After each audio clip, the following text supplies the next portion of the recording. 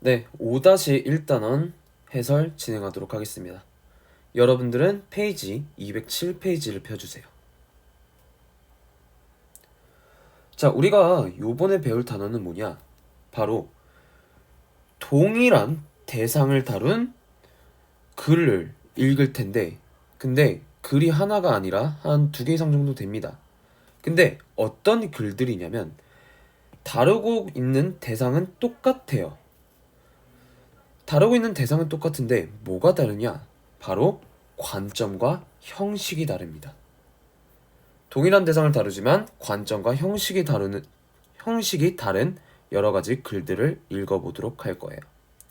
자, 그렇다면 선생님, 관점과 형식이 도대체 무엇인가요? 라고 질문하실 수 있겠죠.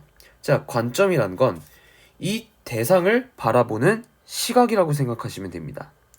그러니까 어떤 A라는 대상이 있다라고 가정을 해보자면 여러분들이 보는 시각과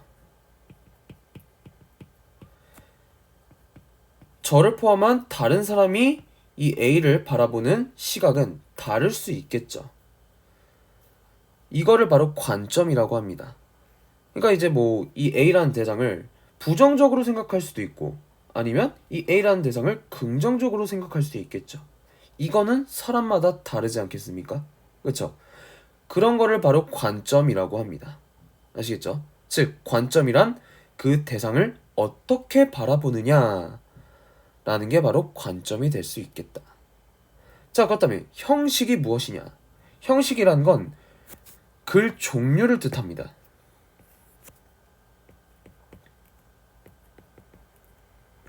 약간 글 유형, 글 종류 이런 거라고 보시면 되는데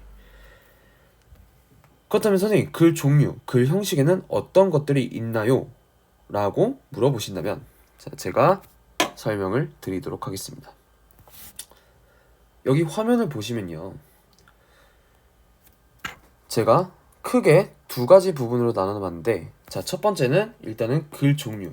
여기서 말하는 글 종류란 우리 읽기와 쓰기 분야와 관련돼 있는 글 종류를 뜻하고요.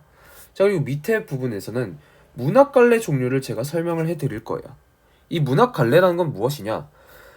약간 우리 시나 소설이나 그런 것들 있잖아요. 그러니까 예술 작품들, 글을 통한 예술 작품들, 이런 거를 문학이라고 하는데 그 문학에도 유형, 종류가 있습니다. 그 종류들을 역시 설명을 드리도록 할 거예요. 자, 일단 첫 번째, 읽기 쓰기와 관련된 글 종류는 어떻게 구분이 될 수 있냐면, 자, 첫 번째, 정보를 전달하는 글이 있습니다.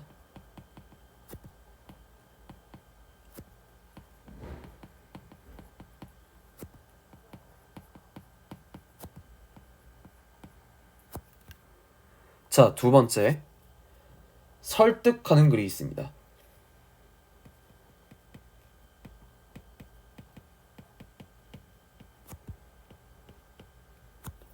세 번째, 감정을 드러내는 글이 있습니다.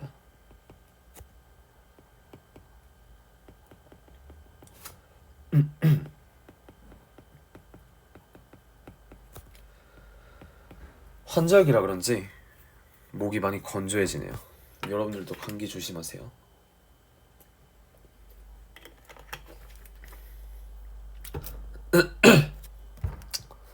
자, 그렇다면 첫 번째 유형, 정보를 전달하는 글이란 도대체 무엇이냐? 굉장히 간단합니다. 말 그대로 자신의 주장, 개인적인 생각이 담겨있는 글이 아니라 말 그대로 객관적인 정보를 전달하는 글. 즉, 약간 쉽게 말해서 약간 무언가를 설명하는 글이라고 생각하시면 돼요. 이 정보를 전달하는 글, 설명하는 글 같은 경우는 아무래도 자신의 생각이 아닌 객관적인 정보를 전달하는 글이니까 당연히 그 특징이 객관적인 성격이 굉장히 짙습니다.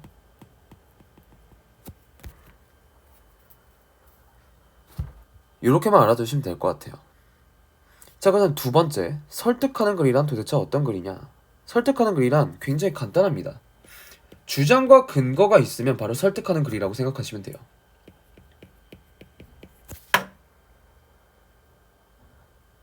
예를 들어서 뭐 논설문 약간 이런 것들이 있고요. 그러니까 주장과 근거가 있으면 설득하는 글이라고 생각하면 됩니다. 자, 그렇다면 설득하는 글 같은 경우는 정보를 전달하는 글에 비해선 아무래도 객관성이 조금 얕겠죠. 왜? 주장이 뭡니까, 여러분들? 주장이 객관적인 정보, 객관적인 설명이 아니라 자신이 어떻게 생각하는지를 드러내는 게 바로 주장이잖아요.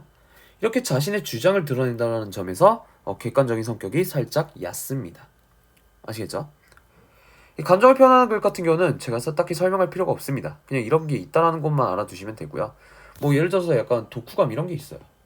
이거는 약간 전체적으로 뭐 중요시 되는 부분이 아닐 뿐더러 요번 시험 범위에도 포함되지 않기 때문에 요거는 딱히 구체적으로 설명을 안 해드려도 될 것 같습니다.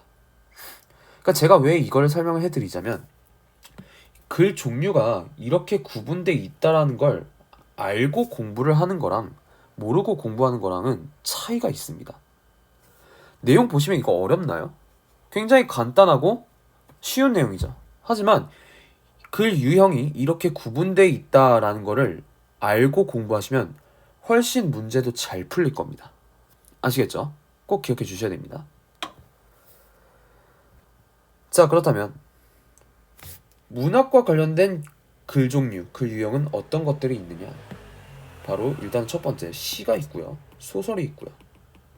그리고 극이 있고요. 바로 또 마지막 수필이 있습니다.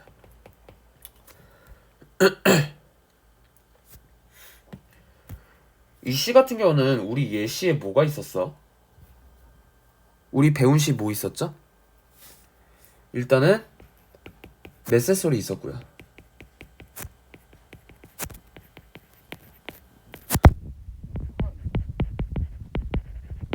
이게 바로 시였다. 소설은 뭐 있었습니까? 심청전 있었잖아요. 그쵸? 자, 수필에는 뭐가 있었나요? 우리 수필 하나 배웠는데 바로 그 시절 우리들의 집.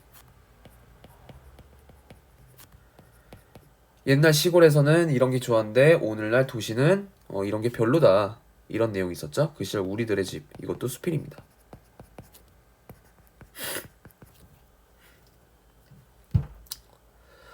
그렇다면 전체적인 유형을 제가 구체적으로 말씀드릴 필요는 없을 것 같고요. 제가 중요한 부분만 일단은 짚어서 말씀을 드리자면 일단은 이 두 가지 유형에 대해서 살짝 한번 알아보도록 하겠습니다.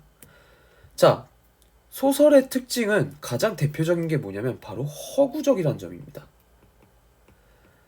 작가가 상상해서 표현한 거기 때문에 허구성이 굉장히 짙습니다. 작가의 상상력이 가미돼 있기 때문에. 그리고 소설은 서술자가 있죠. 자, 반면에 수필 같은 경우는 소설과 완전 반대예요. 수필이란 건 실제 작가 자신이 겪었던 경험을 바탕으로 쓰는 겁니다. 그렇기 때문에 소설과는 다르게 실제 있었던 일을 다룹니다. 그리고 수필에는 서술자가 없어요.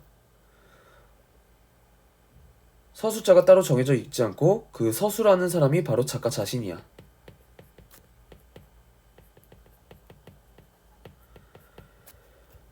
이런 차이점을 알아두시면 될 것 같습니다.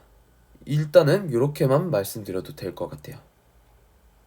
즉, 여기서 중요한 건 뭐다? 소설과 수필의 차이점. 왜? 글의 유형을 물어보는 문제가 나올 수 있어요. 게다가 요번 우리 시험 범위에는 소설도 있고 수필도 있습니다.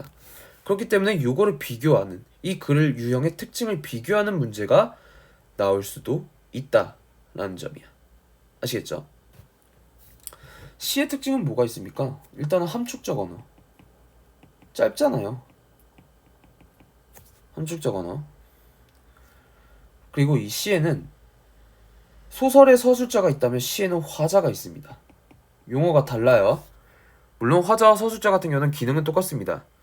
시나 소설 속 그 작품 안에 있는 내용들을 독자에게 전달해주는 사람을 화자와 서술자라고 하는데, 하지만 이 화자라는 용어는 시에서만 쓰고요. 서술자라는 용어는 소설에서만 씁니다. 그리고 수필에서는 서술자가 곧 작가고요. 왜냐하면 실제 작가 자신이 겪었던 경험을 쓰는 거니까. 이렇게 구분해 주시면 될 것 같습니다. 아시겠죠? 자, 그렇다면 다시 돌아와서 내가 지금까지 말했던 게 바로 형식이었던 거야. 글 종류, 형식들. 아시겠죠? 자, 그렇다면 여기도 꼭 알아두셔야 됩니다. 선택지로 나올 수 있어요. 글의 관점과 형식을 비교하며 읽기에 좋은 점. 자, 일단 첫 번째, 글을 깊이 있게 이해할 수 있고요. 자, 두 번째, 대상의 다양한 측면을 이해할 수 있습니다. 왠지 알 것 같지 않아? 자, 관점이 서로 다른 여러 가지 글을 읽는다 그랬잖아. 자, 그렇다면 한 가지 관점이 아니라 여러 가지 관점의 글을 읽는다는 소리야. 그렇다면 역시 다양한 측면을 이해할 수 있다는 장점이 있겠죠. 그리고 그렇게 함으로써 사고의 폭을 넓힐 수가 있겠고요.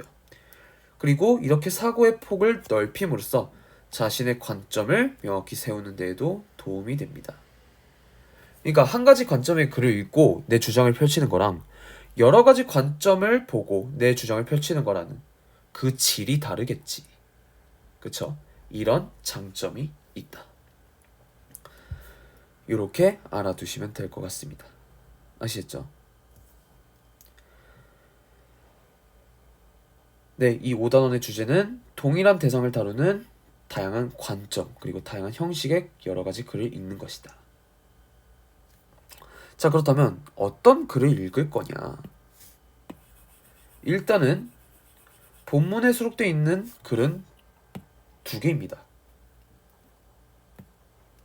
바로 직립보행이라는 제목의 글과 걷기 운동의 효과와 방법이라는 제목의 글을 읽을 건데요. 자, 첫 번째 우리가 읽을 글의 종류는 바로 수필이에요. 자, 수필 어떤 거라고 그랬어요? 작가가 직접 경험한 것을 바탕으로 자신이 깨달은 점을 적는 게 바로 수필이라고 그랬다. 그래서 실제 있었던 일을 다루는 거라고 그랬죠. 자, 그렇다면 뭐 하나 더 추가합시다.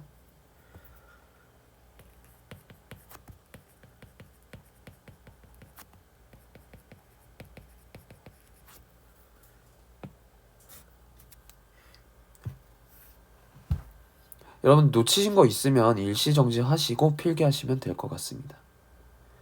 자, 그렇다면 이 직립보행이라는 수필은 어떤 내용을 다루고 있을까? 바로 주제가 이렇다고 합니다. 생각의 자유를 누릴 수 있는 걷기의 가치.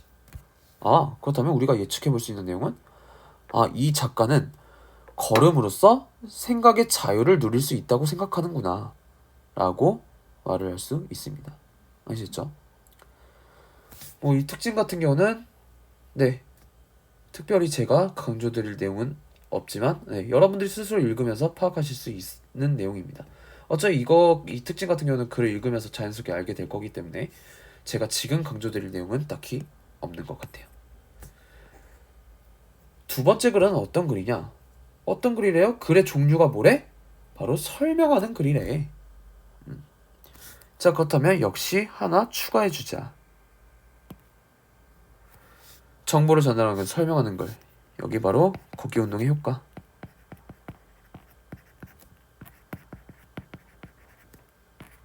그냥 이렇게 줄여서 적을게요.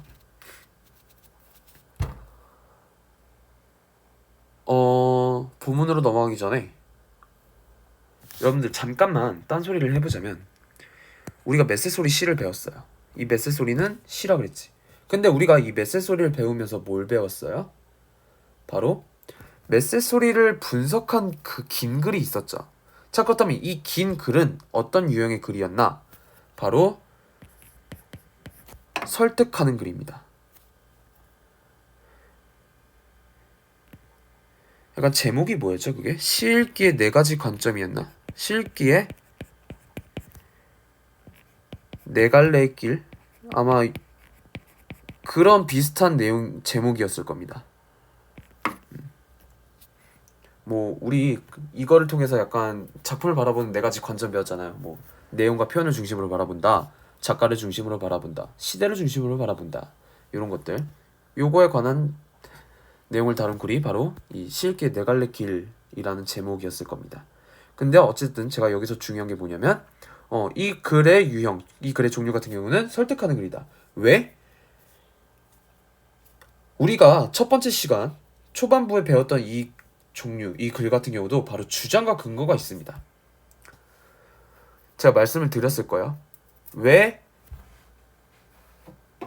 왜 화자는 왜 명태가 작가 곧 자신인가 그 근거가 나와 있는 그런 종류의 글이었다. 이거 꼭 기억해 주셔야 됩니다. 이 시에게 네 갈래의 길은 설득하는 글이다. 왜? 주장과 근거가 있기 때문에. 꼭 기억해 두세요. 아시겠죠? 자, 어쨌든 다시 본문으로 돌아와서 걷기 운동의 효과 방법 같은 경우는 정보를 전달하는 글이다라는 점 알아두시면 될 것 같습니다.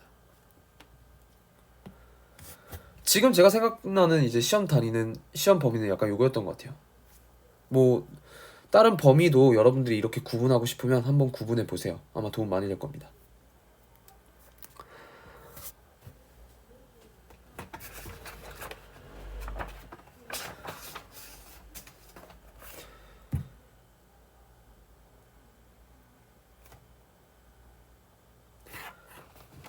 여러분들 이거 한번 스크린샷 카메라로 찍어주세요. 네, 일시정지 하시고 스크린샷 카메라로 한번 찍어주세요. 네, 그렇다면 다음 이제 다시 본문으로 돌아오겠습니다. 자, 두 번째 글 설명하는 글이라고 했습니다. 그렇다면 네, 설명하는 글 내가 아까 뭐라 그랬어? 객관적인 성격을 지닌다 그랬지. 왜? 객관적인 정보를 얘기해 주는 거니까. 자, 그렇다면 이 주제는 걷기는 간편하지만 효과적인 운동이다. 자, 그리고 특징 중에서는 요거를 이제 간단하게 말씀을 드려주고 싶어요. 구체적인 수치를 활용한다. 물론 우리가 글을 읽으면서 내가 어떤 부분인지는 얘기를 해줄 거예요. 이 글의 특징 중 하나는 구체적인 수치, 그러니까 수치를 활용해서 걷기 효과를 강조한다는 점이에요. 아시겠죠? 자, 그다음에 본격적으로 우리 글을 한번 읽어보도록 하겠습니다.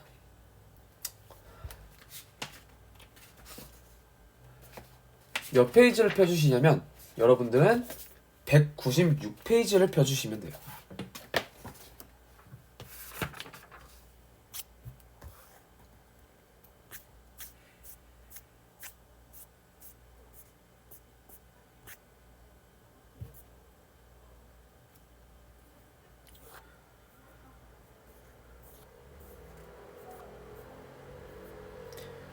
자, 첫 번째 글 한번 읽어보도록 하겠습니다. 이 글 유형 뭐라 그랬다? 수필이라 그랬다. 약간 수필이란 건 그냥 일기라고 생각하시면 됩니다. 쉽게 말해서 일기. 그러니까 일기 여러분들 초등학교 때 많이 썼잖아요.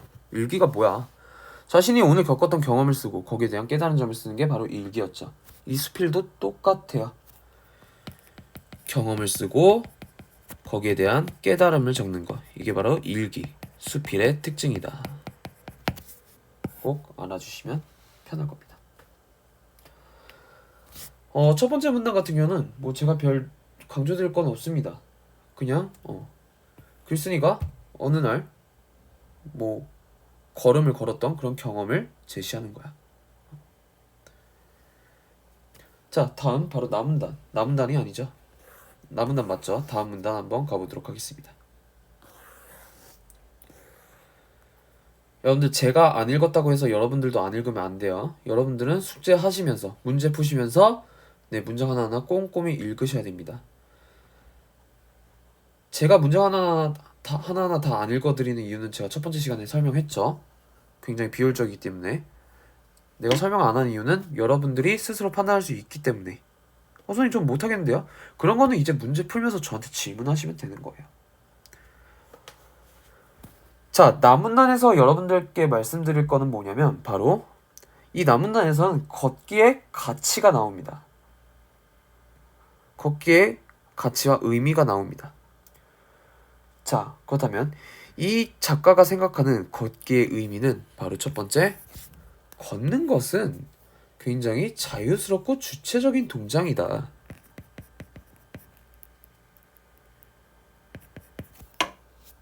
작가가 생각하는 걷기의 의미는 첫 번째, 걷는 것은 자유스럽고 주체적인 동작이다. 자, 그리고 두 번째, 걷는 것이라는 건 어디에도 의존하지 않고 내가 내 힘으로 이동하는 것이다. 이게 바로 작가가 생각하는 걷기의 두 번째 의미가 되겠다. 이렇게 구분해서 알아주시면 될 것 같아요.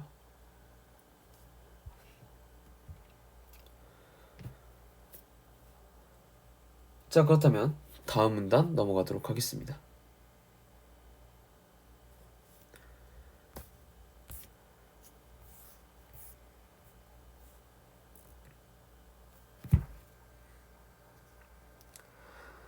자, 다음 문단을 한번 같이 읽어보면, 자, 흥이 나면 휘파람도 불 수 있고 산수가 아름다운 곳에 이르면 걸음을 멈추고 눈을 닦을 수도 있다. 길벗이 없더라도 무방하다. 즉, 함께 걷는 사람이 없어도 괜찮다. 왜? 치수가 맞지 않는 길벗은 오히려 부담이 되니까. 자, 이게 무슨 뜻일까? 일단 치수라는 건 여러분들이 생각하는 그 치수가 맞아요. 뭐 옷 쨘 때 그 치수, 그 치수. 선생님, 그렇다면 치수가 맞지 않는 친구란 도대체 무슨 뜻입니까? 이거는 약간 어떻게 보면 약간 비유법이라고 볼 수 있는데, 치수가 맞지 않는 친구라는 건 나랑 안 맞는 친구란 소리예요. 나랑 안 맞는 친구. 생각이 나랑 안 맞는 사람이랑 같이 있으면 되게 좀 부담스럽잖아요. 조금 가끔씩 짜증나기도 하고. 그렇죠? 즉, 같이 걸을 때 친구가 없어도 괜찮다. 왜? 만약에 그 사람이 나랑 생각이 안 맞는 사람이면은 오히려 어떻게 된다? 부담이 된다. 그러니까 친구가 없어서 좀 허전하더라도 그것은 나그네의 체중 같은 거. 자, 그렇다면 이건 무슨 뜻이냐? 나그네의 체중 같은 것. 즉, 허전함 같은 경우는, 허전함 정도는 감수할 수 있다.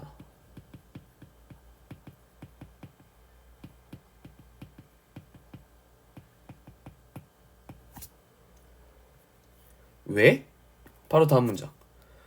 혼자서 걷는 길이 생각에 몰입할 수 있어서 좋아서.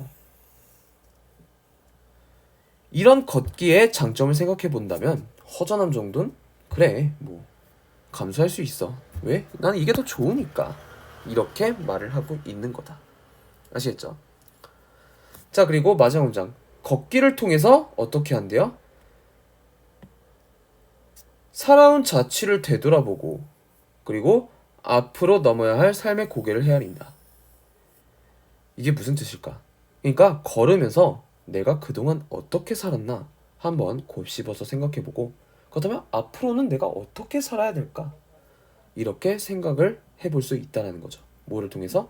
걷기를 통해서. 아, 그렇다면 이 화자가 말하는 걷기의 가치는, 일단 첫 번째,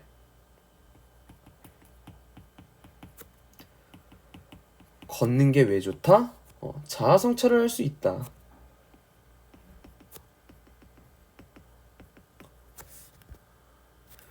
그리고 미래에 대해서 고민을 해볼 수 있다. 이걸 걸으면서 할 수 있대요. 이렇게 알아주시면 될 것 같습니다.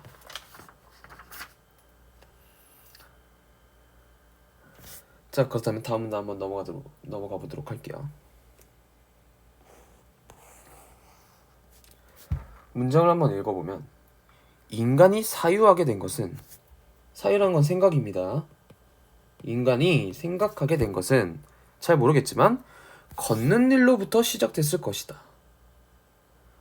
그렇다면 여기서도 글쓴이가 생각하는 걷기의 가치를 엿볼 수가 있어요. 자, 두 번째 가치 뭐다? 생각. 걸음으로써 생각을 할 수 있다라는 점이에요. 자, 그렇다면 이거에 대해서 조금 더 구체적으로 다음 문장에서 얘기를 해주고 있습니다. 걸으면서 생각을 하면은 막힘없이 술술 풀려서 그 깊이와 무게를 더할 수 있다. 즉, 조금 더 깊게 생각을 할 수 있다는 소리예요. 걸음으로써. 자, 다음. 칸트나 베토벤의 경우, 자, 이 칸트나 베토벤이 나오는데, 자, 그렇다면 여기서 이 작가는 예시를 들고 있다는 걸 볼 수 있어요. 그렇다면 칸트나 베토벤은 무엇의 예시이냐? 바로 걸으면서 생각을 깊게 한 사람들의 예시라고 볼 수 있겠죠. 아시겠죠? 뭐 좀 더 한번 읽어보자. 이 칸트나 베토벤, 얘네들을 포함한 위대한 철인이나 예술가들은 산책을 즐겨 했는데, 왜냐하면 걷는 데서 창의력을 일깨울 수 있었기 때문일 것이다. 즉, 걸으면서 깊게 생각을 했고, 그렇게 함으로써 창의력을 일깨울 수 있었기 때문에. 죄송합니다. 말이 오늘따라 많이 더듬네요, 제가. 즉 다시 말씀드리자면 이 문단에서 알 수 있는 걷기의 가치는 뭐야? 생각을 좀 더 깊이 있게 할 수 있다. 이 깊이 있게 함으로써 창의력도 일깨울 수 있다. 그 예시가 바로 칸트와 베토벤과 같은 예술가 및 철인들이다. 라고 정리를 해볼 수가 있겠다. 아시겠죠? 자, 다음 문단. 자, 그런데 뭔가 다음에는 부정적인 내용이 나올 것 같아. 그치? 자, 그렇다면 어떤 내용이 나오는지 한번 보자. 언제부턴가 우리들은 잃어가고 있대요. 그렇다면 뭘 잃어가고 있을까? 여기 바로 밑에 문장이 나옵니다. 자동차라는 교통수단이 생기면서 뭘 빼앗긴대? 우리들은 걸음을 조금씩 빼앗기고 있대요.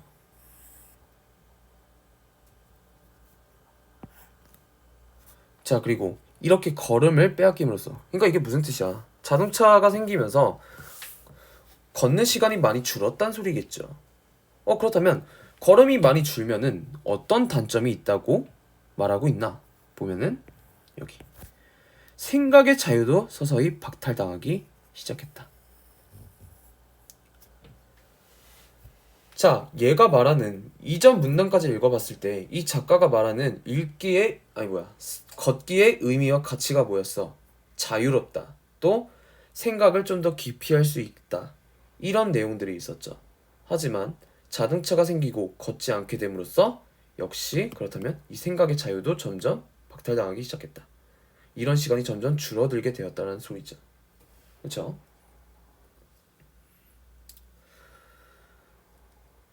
좀 더 읽어보자면 붐비는 차 안에서는 긴장을 풀 수 없기 때문에 생각을 제대로 펴나갈 수 없다. 그쵸? 버스 안에서 사람들 막 엄청 많으면 자유롭게 생각을 할 수 없게 되겠죠. 여기저기 약간 떠밀리기 바쁘니까. 그리고 마지막, 이름도 성도 알 수 없는 몸뚱이들에게 떠밀려 둥둥 떠 있어야 된다. 이리 치이고 저리 치인다는 소리야. 특히 지하철, 버스. 여러분들 공감 가죠? 네, 요런 내용을 하고 있습니다. 자, 그렇다면 마문단을 정리해보자면 이 마문단에서는 자동차의 등장으로 인해서 우리는 걷지 않게 되고, 걷지 않게 됨으로써 어떻게 된다? 생각의 자유를 점점 박탈당하기 시작했다. 즉 생각을 할 수 있는 그런 시간이 줄어들고, 그리고 그런 생각의 자유도 점점 줄어들게 된다 라고 말을 하고 있는 거다. 자, 다음입니다. 자, 그리고 운전기사 안내양이 공모하여 노상 틀어대는 소음 장치 때문에 우리는 머리를 비워줘야 된다. 버스 같은 데 보면은 뭐 여러가지 소음 장치가 있어요. 그쵸? 이 소음 장치 때문에 우리는 머리를 비워줘야 된다. 우리의 머리가 비어있으면 어떻게 되겠습니까? 생각을 할 수 있어요? 없어요? 생각을 할 수 없어요. 이게 바로 단점이다. 여기 여러분들한테 생소한 단어가 있지 않습니까? 안내양. 이 안내양이 뭐냐면 오늘날에는 없습니다. 제가 어렸을 때도 없었어요. 근데 아마 여러분들 부모님들께서는 이 안내양을 보신 분도 있을 수도 있어요. 이 안내양이 누구냐면 오늘날 버스 같은 경우는 뭐 이번 정거장은 어디입니다. 이렇게 방송으로 나오잖아요. 근데 옛날에는 그 역할을 다 안내양이 했어요. 그러니까 이 안내양의 역할은 뭐냐면 버스 요금 받고 버스 거스름돈 계산해주고 그리고 그런 정류장 안내해주는, 그걸 다 사람이 했다는 소리야 옛날에는. 그 역할을 하는 게 바로 안내양이라고 했다고 합니다. 저도 본 적은 없어요.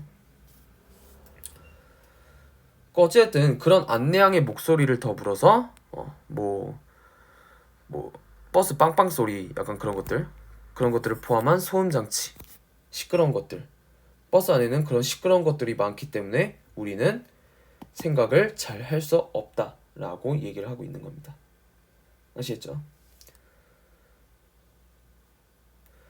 자, 그리고 다음 마지막 문장.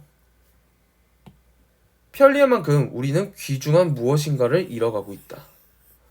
그렇다면 얘가 말하는 귀중한 무엇인가는 도대체 무엇인가? 바로 우리 이전 문단에서 봤던 생각의 자유. 여기죠, 여기. 이 화자가 아니죠. 이 작가가 말하는 귀중한 무언가는 바로 생각의 자유다. 왜? 자동차가 등장함으로써 잃어가고 있다고 그랬잖아. 그렇다면 여기 전문단에서 박탈당하기 시작했다고 했던 게 뭐야? 바로 생각의 자유잖아요.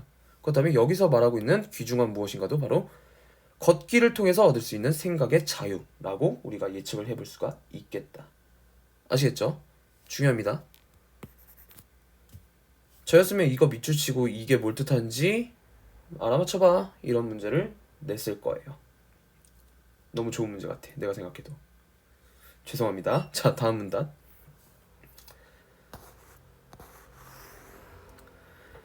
자, 30리 길을 걸어오면서 이 넓은 천지에 내 몸 하나 길을 곳을 찾아 이렇게 걷고 있구나 싶으니 새나 짐승 곤충들까지도 그 귀소의 길을 방해해서는 안 된다라는 생각이 들었다.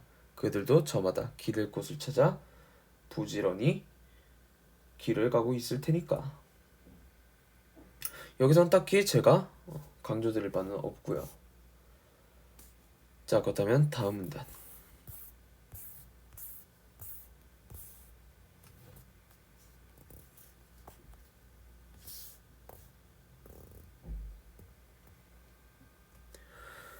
다음 문단이 잘렸죠? 이거는 제가 말로 해드리도록 하겠습니다. 자료에 조금 오류가 있네요. 자, 226페이지가 아니죠. 197페이지인가요? 아니면 198페이지? 어찌됐든 아문단 같이 한번 읽어보면, 아, 여기 있네. 확실히 저는 기계랑 친하지 않거든요. 이 기계랑 친하지 않은 사람이 탭을 쓰니까 머리가 아프네요. 자, 마지막 문단 아문단 한번 가보도록 하겠습니다. 나는 오늘 차가 없이 걸어온 곳을 고맙고 다양하게 생각한다. 왜 그렇겠습니까? 걸었다 그랬잖아. 자, 걷기의 장점이 뭐라 그랬어? 생각의 자유를 얻을 수 있다. 그런 생각의 자유를 누렸으니까 나는 너무 고맙고 다행이라고 생각해. 자, 그리고 다음, 내가 내 길을 내 발로 다니면서 모처럼 직립보행을 할 수 있었다. 그러니까 이거 같은 경우는 걷는 거는 어떤 행위야? 내 다리로 걷는 행위잖아.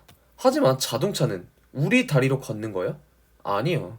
우리 다리로 걷는 게 아니라 버스 기사가 대신 운전해 주는 거죠. 즉 약간 자립성이라고 해야 될까요? 자주성? 그런 능동성이라고 하죠. 걷기가 더 좋은 이유는 능동성. 내 스스로 내가 하는 거다. 이렇게 말을 하고 있는 겁니다. 자, 다음 문장. 언젠가 읽었던 한 시인의 글이 생각난다. 여기서는 어떤 시인의 글을 인용하고 있어요. 자, 그렇다면 어떤 내용인지 한번 읽어보자. 현대인은 자동차를 보자 첫눈에 반해 그것과 결혼하였다. 그만큼 이제 자동차의 편리함에 맞들려서 많이들 사용한다는 소리죠.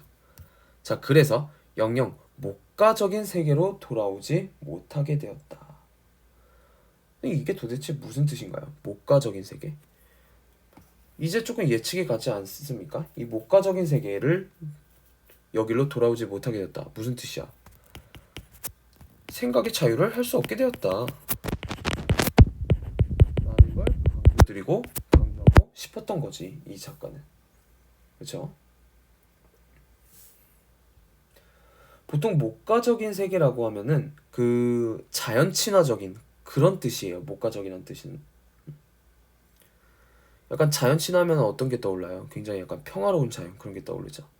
하지만 자동차로 인해서 이런 평화로운 자연 세계로 돌아오지 못하게 됐다. 자, 그렇다면 그건 무슨 뜻이야?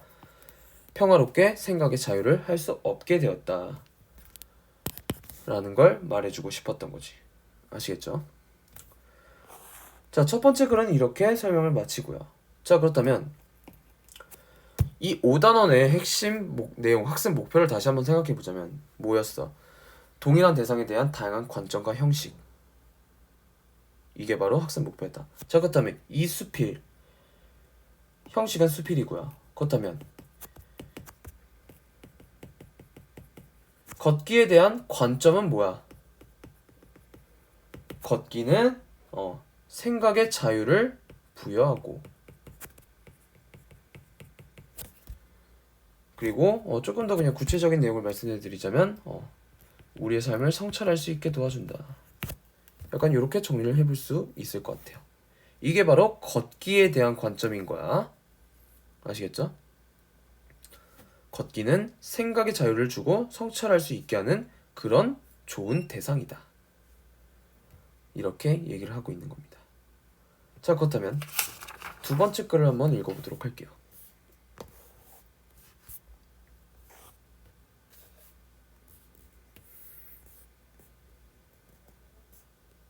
자, 이 글은 어떤 종류의 글이라 그랬어? 설명하는 글. 다른 말로 정보 전달 글. 그래서 객관적인 성격이 짙다 그랬죠. 자, 그렇다면 한번 가보도록 하겠습니다. 자, 가문란 보면은, 자, 여기 문장을 보시면 이 글쓴이는 걷기를 추천하고 있어요. 그렇다면 우리가 여기서 알아봐야 될 것은, 그렇다면 이 작가는 왜 걷기를 추천할까? 바로 다음 이유가 나옵니다. 왜 추천한대요? 건강에 미치는 효과가 매우 뛰어나세요. 그리고 간편하대요. 이게 바로 이유라고 볼 수 있겠다. 걷기를 추천하는 이유. 아시겠죠? 자, 그렇다면 다음 문단 한번 읽어보도록 하겠습니다. 자, 걷기 운동을 하면 하체가 단련되고 여러 신체 기관의 기능이 좋아진다. 아하. 여기서는 일단은 걷기 운동의 효과에 대해서 얘기를 하고 있습니다. 첫 번째 효과. 하체가 단련되고 여러 신체 기관의 기능이 좋아진다. 자, 좀 더 구체적으로 읽어보자. 다리의 혈관과 신경은 다른 신체 기관에 밀접하게 연결이 돼 있대요. 그래서 걷기 운동을 습관하면 근력도 좋아지고 심장과 혈관, 호흡기 등의 기능이 강화된다. 또한 몸에 좋은 콜레스테롤의 농도를 높여서 동맥경화를 막아주어 심장경 고혈압 등을 예방하는 데도 도움이 된다. 이렇기 때문에 어떻다? 걷기 운동을 하면 하체가 단련되고 여러 신체 기관의 기능이 좋아진다. 이렇게만 정리를 해보면 될 것 같습니다. 자, 다음 문단. 걷기는 두뇌 건강에도 도움이 된대요. 이게 바로 두 번째 효과가 되겠다. 그러면 어떤 면에서 두뇌 건강에 도움이 될까? 걸으면은 고통을 완화하는 호르몬이 증가한다고 합니다. 그리고 이 호르몬은 기분을 좋게 해주고요. 그리고 치매도 예방할 수 있대요. 그래서 어떻다? 두뇌 건강에 도움이 된다. 이렇게 정리를 해볼 수가 있겠다. 어려운 내용 없습니다. 여러분 문제 풀 때는 여러분들은 꼼꼼히 읽어주세요. 자, 다음 문단. 걷기는 대표적인 유산소 운동으로 다이어트에도 효과적이래. 자, 세 번째 효과 나왔다. 다이어트에 효과적이다. 자, 어떤 면에서 다이어트에 효과적일까? 인간은 최소한의 생존을 위해서 에너지를 소비하고 일상생활에서도 어느 정도 에너지를 소비하는데, 자, 그러나 섭취하는 에너지가 더 많으면 영양 과잉 상태, 즉 운동량보다 먹는 게 더 많으면 비만된다는 소리야. 사람마다 차이가 있지만 현대인은 보통 하루에 300kcal 정도의 과잉 에너지가 체내에 축적된다고 한다. 이렇게 축적된 에너지를 그대로 두면 비만이 될 수 있으므로 반드시 운동으로써 빼줘야겠죠. 이때 가장 간편하고 효과적인 방법이 뭐다? 걷기 운동이다. 걷기 운동은 어려운 것도 아니고 부담스러운 운동도 아니고, 그리고 게다가 엄청 효과적이야. 그래서 걷기 운동을 하면은 다이어트에 굉장히 효과적이야. 이렇게 얘기를 하고 있는 거다. 그리고 여기 보면 구체적인 수치가 나왔죠.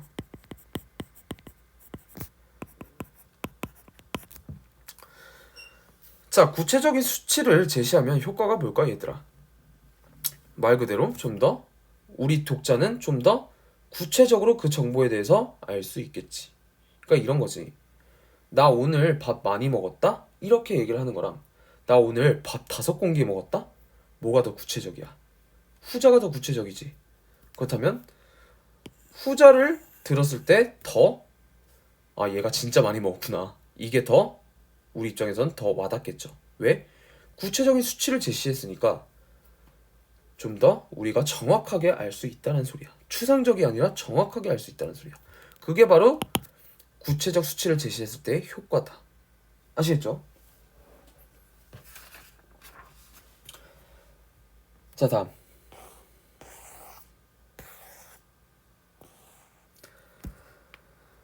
마문단에서는 뭐 요것만 알아두시면 돼요. 중심 내용만 알아주시면 돼요. 걷기에 올바른 자세를 구체적으로 설명해 주고 있죠. 뭐 어떤 자세인지는 지금처럼 굳이 얘기를 할 필요는 없습니다. 이 문단에선 걷기의 올바른 자세에 대해서 예시가 아니죠. 걷기의 올바른 자세에 대해서 어떻게 자세를 해야 되는지 그거를 그냥 구체적으로 설명해 주고 있을 뿐이다. 그렇게 알아두시면 됩니다. 자, 다음. 다문단에서 핵심 내용은 뭐예요? 운동의 강도죠. 이전 문단에서는 걷기의 자세였다면 다문단 여기에서는 핵심 키워드가 뭐야? 강도. 운동의 강도야. 자, 그렇다면 어떤 강도, 어느 정도 강도로 걷기를 해야 효과적일까? 자, 다음 문장 읽어보면 보폭은 신장의 35, 40% 정도로 하되 자연스럽게 내줄 수 있는 정도면 된다. 빨리 걷기 위해서 뭐 무리하게 팔을 힘들거나 다리를 뻗는 일은 삼가고 이렇게 하라고 합니다. 자, 근데 여기서 제가 좀 강조드릴 건 뭐냐면 마찬가지 35에서 40% 뭐가 나옵니까? 역시 구체적인 수치가 나와요. 그쵸? 이것도 꼭 알아두시고요. 어쨌든 이 반문단에서의 키워드는 바로 걷기 운동의 강도에 대해서 설명을 하고 있다. 아시겠죠? 그러니까 너무 빨리 걷는 것도 안 좋다는 소리겠지. 그렇다면 어떻게 걷는 게 적당하게 걷는 거냐? 바로 이 문단에서 설명을 해주고 있는 것이다. 여러분들이 읽어보세요. 아마 문제를 풀게 되면은 제가 숙제를 내드리면은 여러분들 읽기 싫어도 읽게 될 거예요. 그래서 그 디테일한 내용 같은 경우는 저랑 문제 해설하면서 우리 읽어보도록 하자. 자, 다음 4문단. 걷기 운동은 규칙적으로 꾸준히 하는 것이 좋다. 아, 그렇다면 이 4문단의 핵심 키워드는 뭐야? 이게 바로 이 4문단의 키워드가 되겠다. 규칙적으로 꾸준히 하는 것이 좋다. 그렇다면 어느 정도 규칙적으로 해야 되는 건가? 역시 구체적인 수치가 나와요. 그쵸? 이런 것들 놓치지 말고 읽어주시면 되겠습니다. 다음 마지막입니다.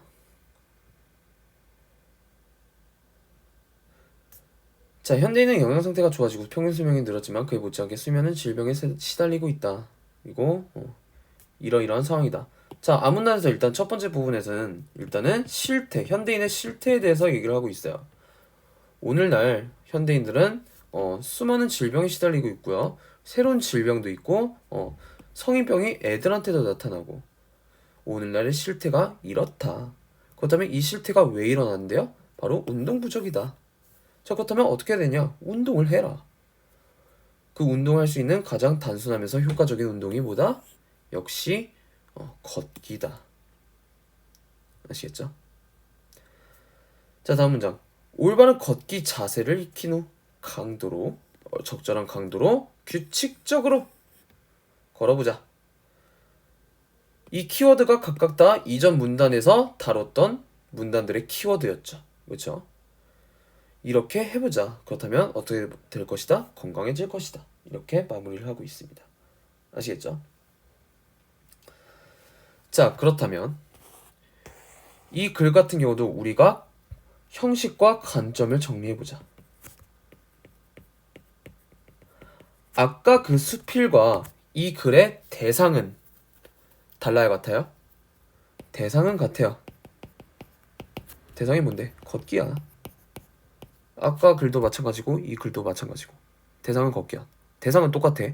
근데 뭐가 달라? 형식과 관점이 다른 거야. 자, 그렇다면 이 글의 형식은 우리 아까 했었죠. 정보 전달글 설명문. 자, 그다음 관점은 뭐냐? 이 글은 걷기를 어떤 관점으로 바라보고 있어? 건강의 관점으로 바라보고 있어. 아까 수필 같은 경우는 걷기를 생각의 자유를 주는 그런 대상으로 봤고, 반면에 이 글 같은 경우는 걷기를 건강해지는 대상으로 봤어요. 이게 바로 관점의 차이점이다 라고 말씀을 드릴 수 있습니다. 아시겠죠? 이렇게 비교를 하시면서 문제를 푸셔야 되고요. 자, 그렇다면 학습 활동 한번 가봅시다.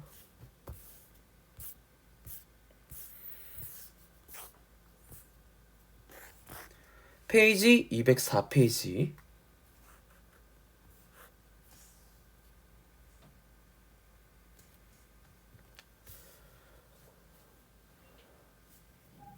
여기 2번 보시면요. 여기도 마찬가지로 어떤 자료가 나옵니다. 대상이 뭐야? 걷기. 오, 똑같아. 얘도 대상이 걷기야. 그렇다면 역시 우리는 뭘 봐야 돼? 관점과 형식을 봐야 돼. 자, 형식은 뭐야? 광고래요, 광고.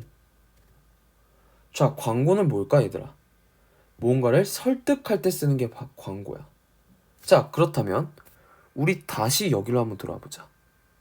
광고는 설득이라 그랬다. 그치? 자, 설득은 여기 있네. 설득하는 걸. 이 광고글 같은 경우는, 이 광고 포스터 같은 경우는 여기 동그라미 2번에 속하는 거다. 이렇게 알아두시면 됩니다.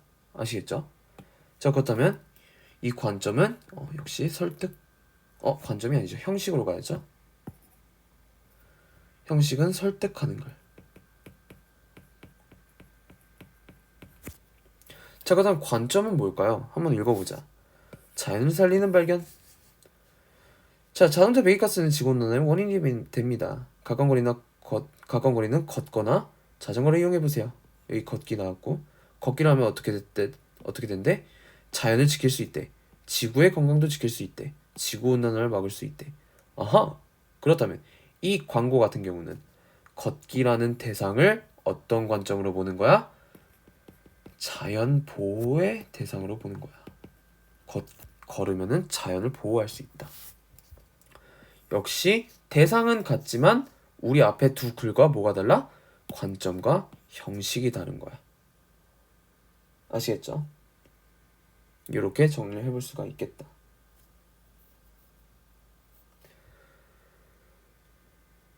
자, 이렇게 알아두시면 되고요. 자, 마지막 학습 활동 설명하고 오늘 수업 마무리하도록 하겠습니다. 자, 3번 같은 경우는 대상이 달라요. 우리가 지금까지 읽었던 글의 대상은 걷기였지. 근데 여기서는 대상이 뭐야? 역사적 사실을 바탕으로 한 영화가 바로 대상이야.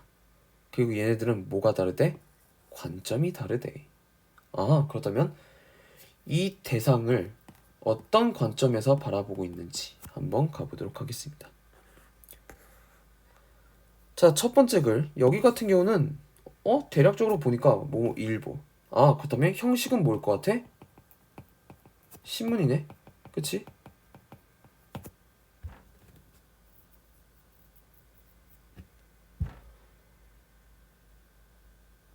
자, 그렇다면 어떤 내용인지 한번 읽어봅시다. 자, 영화는 기본적으로 허구성을 지닌다. 따라서 역사적 배경을 토대로 창작했다 하더라도 실제 역사 속 그대로의 모습일 수는 없다. 영화 제작자들은 인물과 이야기를 창조하고 개연성 있게 표현한 사람일 뿐 역사를 그대로 담으려는 사람과는 거리가 멀다. 자, 그렇다면 여기까지 읽어봤을 때 이 글의 대상이 뭐라 그랬어? 역사적 사실을 바탕으로 한 영화가 바로 대상이라고 했다. 자, 그리고 그다음에 관점은 어때? 관점은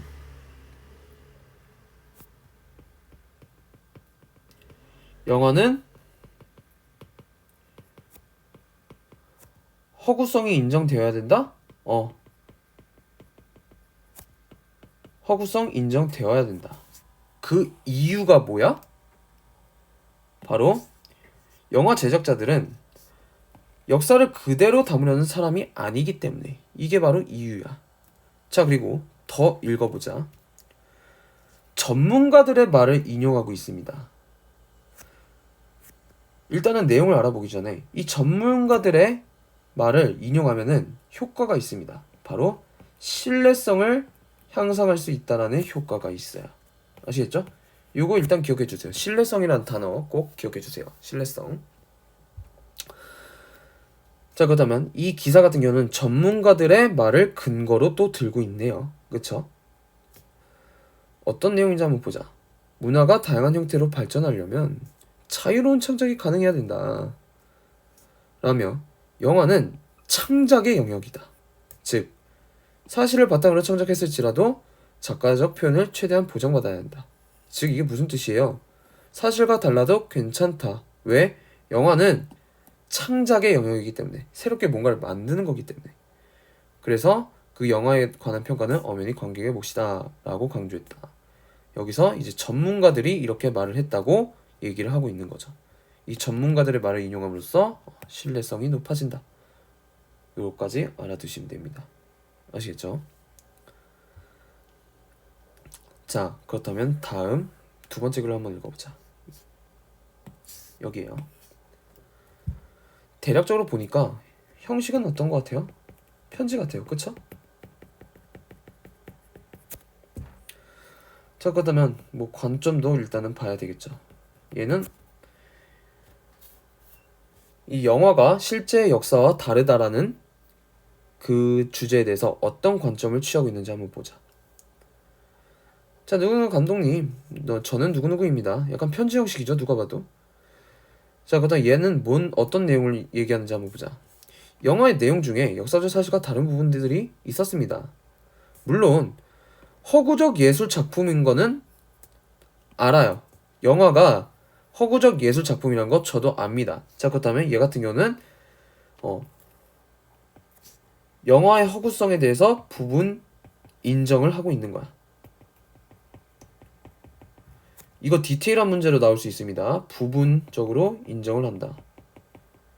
영화의 허구성에 대해서 부분적으로는 인정을 하고 있는 거예요. 이런 점은 저도 인정을 하는 바입니다. 하지만 우리나라의 역사적 상황을 배경으로 할 때는 나는 어떻게 생각한다? 역사의 명백한 사실만을 다뤄야 된다. 이게 바로 얘의 주장이다. 그치? 그 다음에 그 근거가 뭘까? 역사적 사실을 왜곡하게 되면 어떤 위험이 있대? 역사를 잘못 받아들일 수 있기 때문에 이게 바로 근거가 되겠다. 이렇기 때문에 나는 역사 영화를 다룰 때는 사실만을 다뤄야 된다.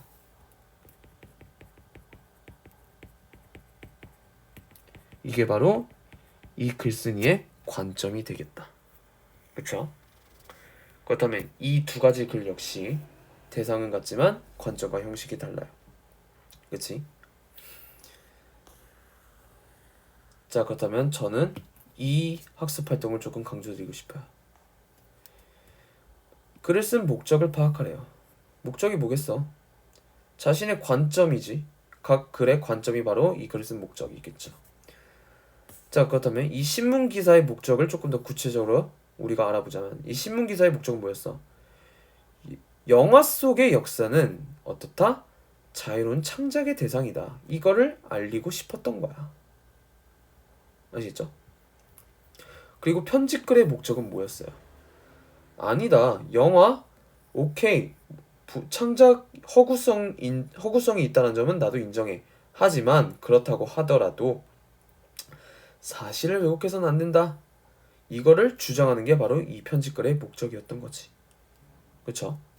자, 그렇다면 우리가 마저 알아봐야 될 것은 뭐냐면 그다음에 이 두 글의 형식이 목적을 드러내는데 효과적인지 한번 생각해보자. 그렇다면 우리가 방금 목적을 봤잖아. 그치 여기?